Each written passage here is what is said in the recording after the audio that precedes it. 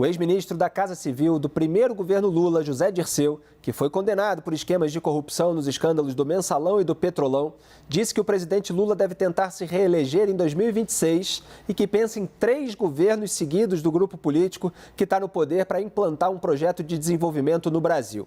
A declaração foi uma entrevista exclusiva ao jornalista Kennedy Alencar, da Rede TV. Vamos ver. Eu penso em 12 anos, em 3 governos, para ser, como eu vejo, minha opinião pessoal, certo? Que precisa de um projeto de desenvolvimento nacional. Por quê? Porque o Brasil tem que fazer em 10 anos 100 em matéria de ciência, tecnologia e educação. Nós estamos vendo a crise na educação. Sim. Segundo, o Brasil... O que o senhor está dizendo é que 4 anos é pouco para esse projeto de desenvolvimento nacional. O projeto que não é do PT, eu estou falando no projeto de desenvolvimento nacional. Eu não estou dizendo isso com patriotismo de partido, não. Não estou pensando num governo do PT, estou pensando num governo, como foi o segundo turno, de uma frente que pensa o país e tem um projeto para o país, porque são reformas estruturais e são políticas de longo prazo que o Brasil precisa. Aí é o Lula que lidera e aí ele tem que ser candidato em 2026, você acha? Acredito que sim.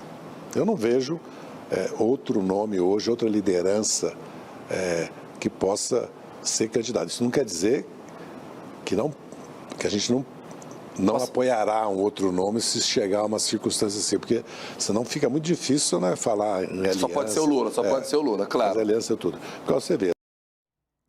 E essa manifestação do ex-ministro José Dirceu gerou uma reação imediata na oposição. O deputado federal Nicolas Ferreira, do PL, foi um dos primeiros a comentar. Vamos assistir. Em suas redes sociais, o parlamentar ironizou a intenção manifestada por José Dirceu em relação ao projeto de 3 governos seguidos e escreveu o seguinte, abre aspas, mas era tudo teoria da conspiração nossa e digo mais, mesmo que isso não se concretize, o objetivo deles está posto, fecha aspas. Muito bem, eu começo o debate aqui na bancada com o Joel Pinheiro. Hoje, Joel, o que você acha das declarações do José Dirceu? Vamos lembrar que recentemente o STJ, o Superior Tribunal de Justiça, manteve condenação de José Dirceu num caso de suborno, envolvendo sim a Petrobras, R$2 milhões de uma empresa ligada à estatal. Ele responde em liberdade, ainda vamos aguardar para ver se o Supremo Tribunal Federal vai julgar José Dirceu, se vai haver algum tipo de indulto a ele, já que é o grupo político dele que está no governo. Joel, o que você destaca dessas declarações? O que eu destaco, Felipe, é primeiro uma distinção entre quem estava falando e as circunstâncias e o que foi dito. Quem estava falando, acho que você levantou bem acerca do Zé Dirceu. A gente está dando um grande palco, um grande holofote para alguém sobre quem pesam suspeitas bastante sérias. Alguém que, claro, teve seu papel ali ao longo da história do PT, mas tudo indica que se envolveu em práticas absolutamente inaceitáveis na República. Hoje em dia tem uma posição até mais distanciada com relação ao governo do PT, mas que... E aí eu questiono, será que deveria continuar sendo uma das grandes referências quando a gente discute os rumos do país? Esse é um questionamento que eu deixo. Agora, quanto ao conteúdo... Eu não estou nem conseguindo entender algumas das reações que eu vi, inclusive essa do Nicolas Ferreira. Disseram que era teoria da conspiração, mas agora está aí, como se ele estivesse revelando algum tipo de grande plano criminoso, conspiratório. O que ele está dizendo é, espero que o nosso grupo consiga eleger o Lula de novo, reeleger o Lula e depois mais um governo, para ter aí 10 anos, para fazer um plano de desenvolvimento nacional, porque precisa de reformas profundas. Claro, bastante genérico. A gente pode debater o que são essas reformas, como seriam feitas, o que o Brasil precisa ou não precisa, qual o caminho.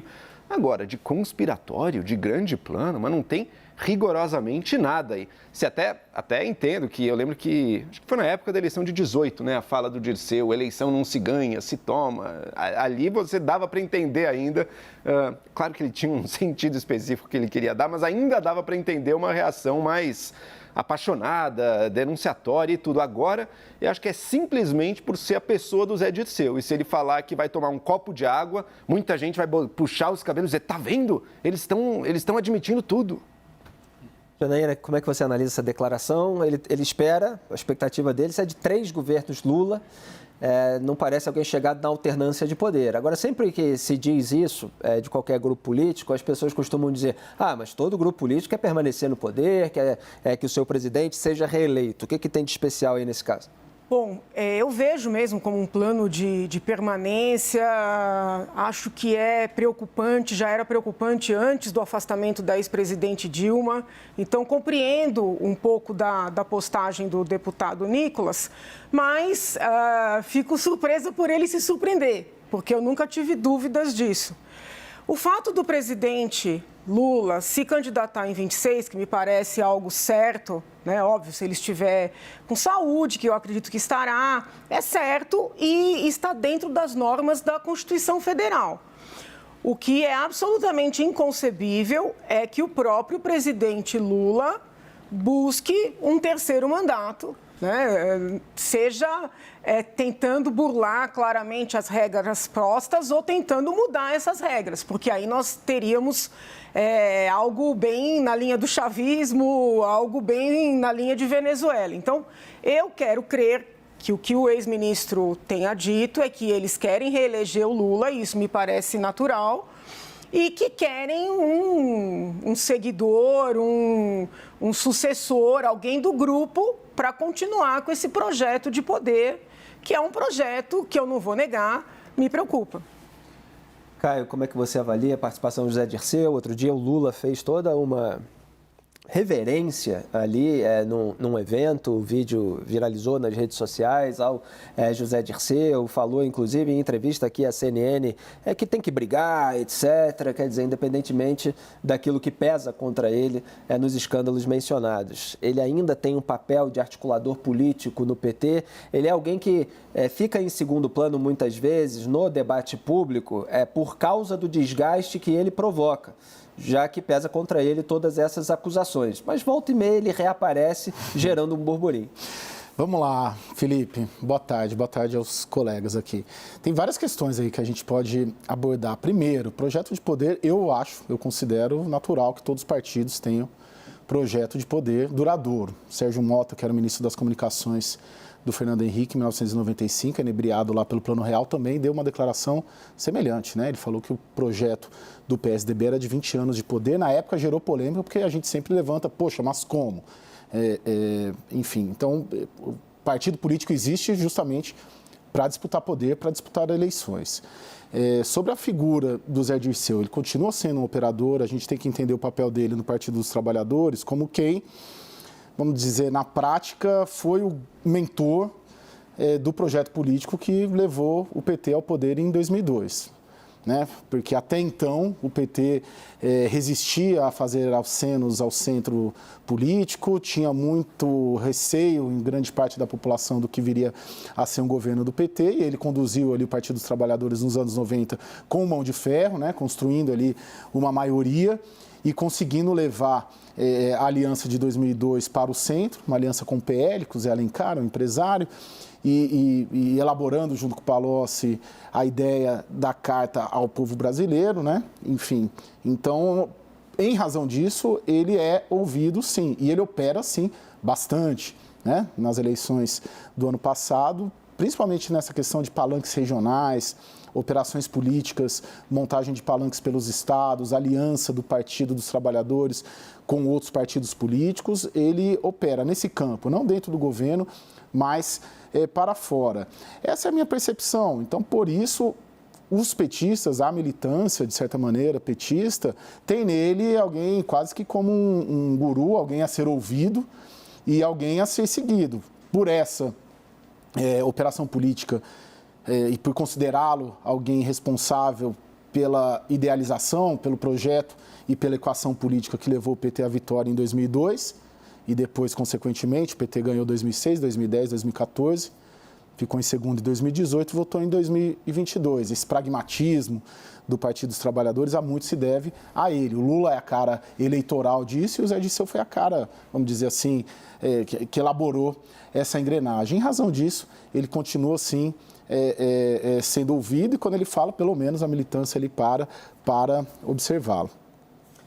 Hélio Beltrão, como é que você avalia as declarações do Zé Dirceu? Só para detalhar aquilo que eu já citei, o ex-ministro petista ele foi acusado de receber R$2 milhões em propinas para intermediar contratos de uma empresa de tubos com a Petrobras. E parte desses valores teria sido por meio do custeio de 2 aeronaves. O que aconteceu no Superior Tribunal de Justiça foi simplesmente uma redução de pena ali de 8 anos e tanto para 4 e tanto, em razão da exclusão do crime de lavagem de dinheiro. Mas o tribunal manteve a condenação por corrupção passiva. Isso é uma velha divergência que existe no Poder Judiciário de interpretação. Às vezes se considera um crime a mais, quer dizer, o crime de lavagem de dinheiro, às vezes se considera o ato como de exaurimento do delito de corrupção. Então o STJ entendeu que era só, entre aspas, a corrupção passiva e manteve a condenação por esse crime a mais de 4 anos em regime, me parece que foi semiaberto.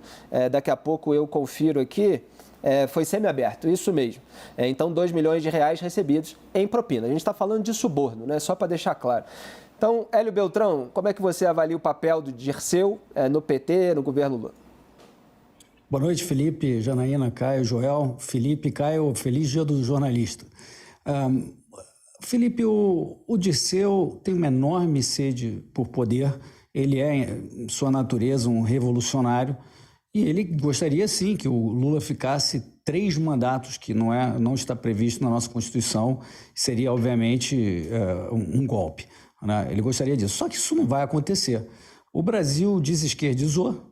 O PT, que está aí porque o antibolsonarismo ficou maior que o antilulismo, o PT está aí, mas é um partido envelhecido, um partido basicamente sindicalista, um partido velho e velhaco, né? E eu duvido que passe do primeiro mandato. Inclusive, eu acho que tem chance, dado o ritmo dos desastres que estão provocando, eu acho que não chega nem até o final do mandato, pelo cheiro, porque, embora o impeachment sempre tem que ter uma causa formal, ele em alguma medida, um processo político, e se o governo perde sustentabilidade, os fatos atropelam o governo. O Dirceu mencionou, Felipe, um acordo entre governo, empresários e Congresso. Isso aí tem um enorme cheiro de mensalão, né, na linha do que o Joel tinha mencionado, que o Dirceu falou lá em 2018, de que uma coisa é ganhar a eleição, outra é tomar o poder, que é o que ele gostaria, né? Esse governo está se tornando autoritário, não quer acordo nenhum. Ele quer passar por cima da lei, passando decretos, suspendendo lei, atacando o Banco Central, suspendendo a lei das estatais para aparelhar as estatais. Então, é um governo autoritário. E empresário tem 2 tipos, né? Tem o empresário, aquele que gravita em torno do governo para conseguir benesses, reserva de mercado, que tem cheiro de lava-jato. Mas o empresário produtivo, o empresário normal, vamos chamar assim, né? Que é o caso mais comum, ele quer distância do governo, quer acordo nenhum, ele quer poder tocar a sua vida e quer que o governo saia do seu cangote. Não precisa de acordo nenhum. Então, Felipe, não vai ter 12 anos de governo PT, nem nada disso. Isso é mais um sonho revolucionário do Dirceu. Caio. Pontuar. Caio, por favor. Você, por favor. Então, mencionaram 2 vezes aqui essa ideia do Lula eleito para 3 mandatos seguidos, né? Que, claro, seria totalmente ilegal e totalmente fora da nossa consideração democrática.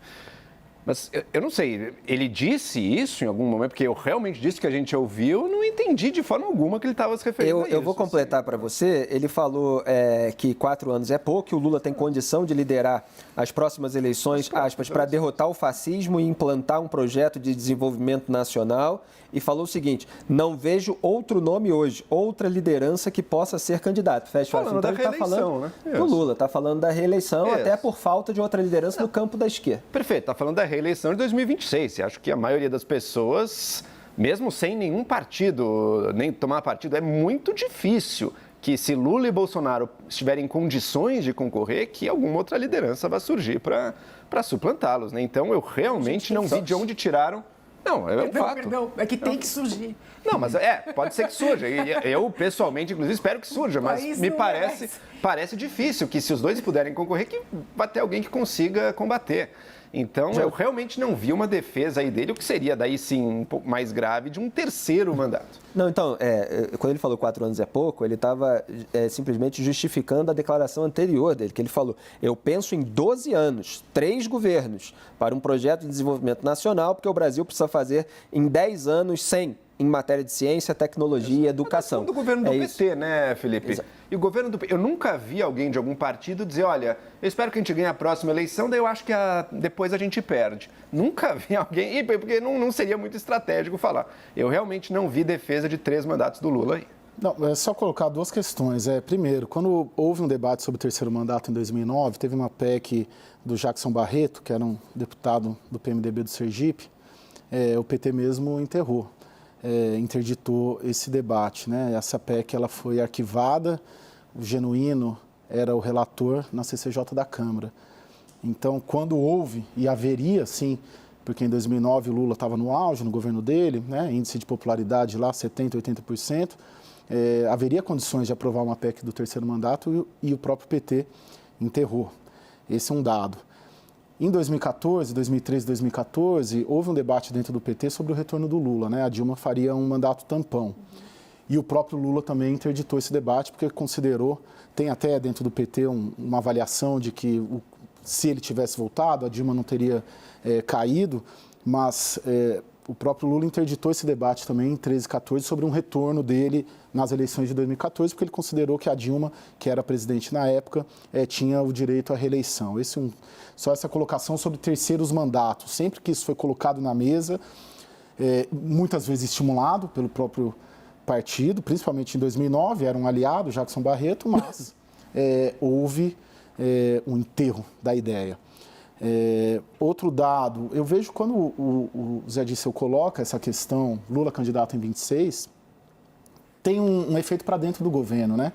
Dentro desse sentido de que o Zé Dirceu é uma liderança dentro do partido, ele, de certa maneira, ele consegue inibir o surgimento ou o acirramento de disputas internas, principalmente entre o ministro da Casa Civil, Exato. Rui Costa, e o ministro da Fazenda, Fernando Haddad, fora os outros ministros também que são presidenciáveis. Você tem o próprio Geraldo Alckmin, você tem a Simone Tebet. Então, você coloca ali, não, o Lula é o candidato. E acredito até que se o Lula tiver condições políticas, de saúde, eu, particularmente, enquanto repórter de política, acredito que seria ele mesmo, pelo menos lançar ali. Mas eu acho que tem esse efeito para dentro, né? De falar, ó, vocês aí que estão se pegando, né? Estão se bicando, né? Não são tucanos, mas o Rui Costa e o Fernando Haddad têm ali, já começa a ter essa polarização interna. Eu acho que esse recado é muito para dentro.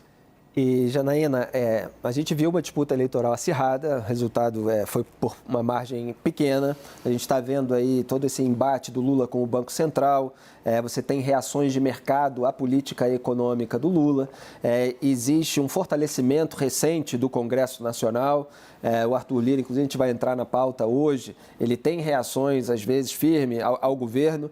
Quer dizer, pensar nesse momento, numa PEC para permitir terceiro mandato, me parece ilusório nesse momento, evidentemente. Tudo pode mudar, mas é porque isso aconteceu, né? E acontece assim, né? Em outros países, na Venezuela, Sim. na Nicarágua, na Rússia, quer dizer, governantes que usaram o sistema democrático para solapá-lo por dentro e permanecer no poder por mais mandatos. Sim, e são governos apoiados, né, pela gestão petista, desde sempre, historicamente. Então, eu penso assim, né? Queremos crer, né, que ninguém tentará nada parecido, mas é sempre melhor reforçar, porque às vezes aparecem aquelas ideias, né, de um plebiscito. Não, porque o plebiscito é uma forma de democracia direta. Então, é melhor reforçar. O presidente, né, está no cargo, tem todo o direito de concorrer em 26, porque estas são as regras do jogo, mas terceiro mandato, não.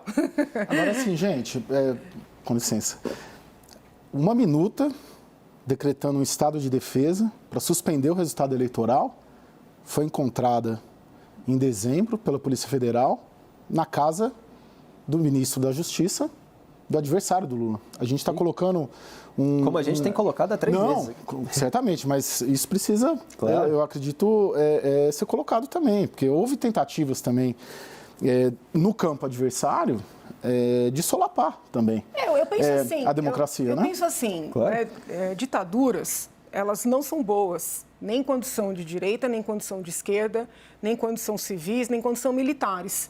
Então, eu penso que reforçar, né, esse dogma, esse pilar, é sempre saudável, sobretudo porque estamos na América Latina e, por mais incrível que pareça, né, existe um saudosismo do autoritarismo e que sempre aparece, seja de um lado, seja do outro. Então, acho que é sempre importante reforçar, né?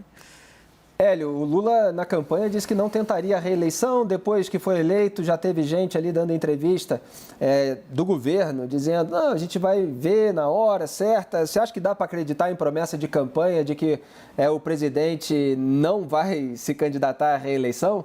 Eu estava falando da Venezuela, na Venezuela é um episódio muito clássico disso, porque tem a entrevista do Chávez, né, em que ele conta 5 mentiras, que depois, né, do tempo se notou que eram mentiras. E uma delas era essa, não, eu vou governar só por 4 anos, depois eu vou entregar o poder, etc.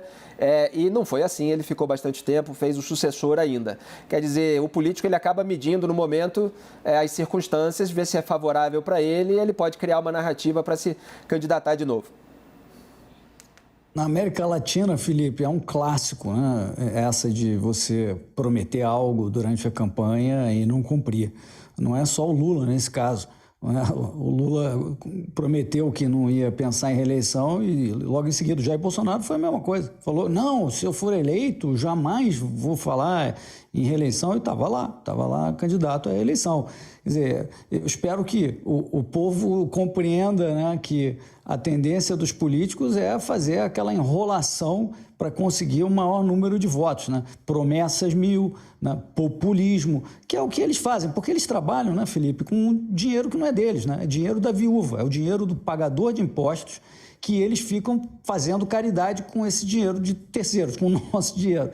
Então, existe, né, um desenho de voto da maioria, é um enorme incentivo de você sair prometendo uma opção de coisas, né, usando basicamente o dinheiro do pagador de impostos para cumprir promessas. Isso aí é uma degradação da democracia que, infelizmente, está acontecendo, acho que até no mundo inteiro, em algum grau, em câmera lenta, mas aqui na América Latina, como sempre, a gente é o líder, somos líderes da degradação.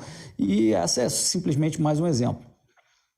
Também é parte, né, do trabalho de um líder, independentemente da sua ideologia, criar um sucessor ou potenciais sucessores. Então, essas pessoas têm que têm que começar a exercitar o desapego.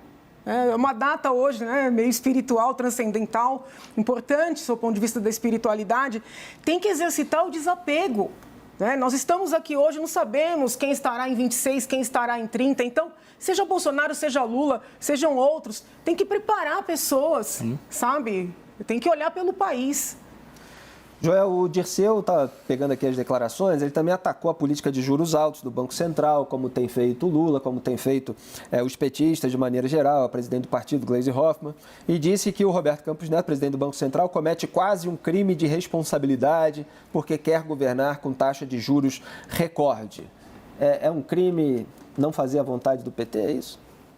Ridículo, declaração ridícula no nível das declarações da Gleisi, né? Essa é a linha que o PT está adotando, uma linha de militância, uma linha que se cega para diversos pontos que não batem com a narrativa deles. O primeiro, se o Roberto Campos Neto, porque um ponto dessa narrativa seria que o Roberto Campos Neto ele quer, né, sabotar, ele é um inimigo do governo PT e para isso está disposto a sabotar a economia. Veja, a subida dos juros começou em 2021. E vieram subindo paulatinamente até chegar no patamar atual ainda no ano passado. Se Roberto Campos Neto estivesse aí para sabotar alguém, ele teria sabotado inclusive o Bolsonaro, portanto. Então não bate muito com a narrativa dele. Segundo ponto, os juros estão altos agora, é verdade, estão bastante altos, mas a inflação continua fora da meta.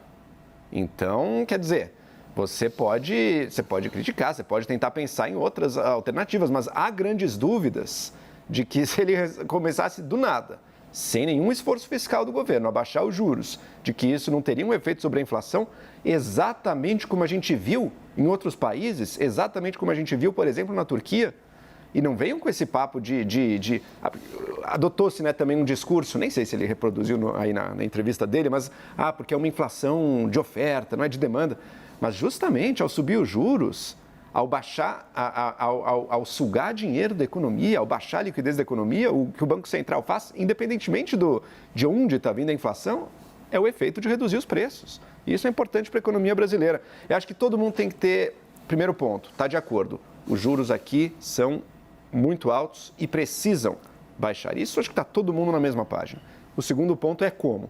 É a canetada no Banco Central sem nenhuma condição que permita ou é fazendo a lição de casa e que permita o Banco Central? Essa, no fundo, é a discussão entre o corta-caminho, o atalho ou o caminho da responsabilidade.